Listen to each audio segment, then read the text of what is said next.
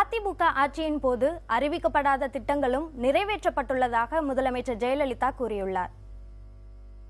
2011ஆம் ஆண்டு நடைபெற்ற சட்டமன்ற பொது தேர்தலின் போது 54 தலைப்புகளின் கீழ் உங்களுக்கு நான் கொடுத்த பல நூற்றுக்கணக்கான வாக்குறுதிகளை எல்லாம் நிறைவேற்றிவிட்டேன் என்று ஏற்கனவே குறிப்பிட்டேன். நான் சொன்னதை செய்தேன், சொல்லாத பலவற்றையும் செய்தேன். அம்மா உணவகங்கள், அம்மா குடிநீர், அம்மா உப்பு, அம்மா மருந்தகங்கள் போன்ற திட்டங்கள் எல்லாம் வரும் என்று நீங்கள் எதிர்பார்த்தீர்களா? இவற்றை பற்றியெல்லாம் நீங்கள் நினைத்து பார்த்தீர்களா? நீங்கள் கேட்டீர்களா? இல்லையே.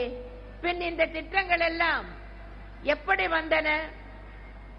ஏனென்றால் ஒரு தாய்க்குத்தான் தன் பிள்ளைகளுக்கு என்ன தேவை என்று புரியும்.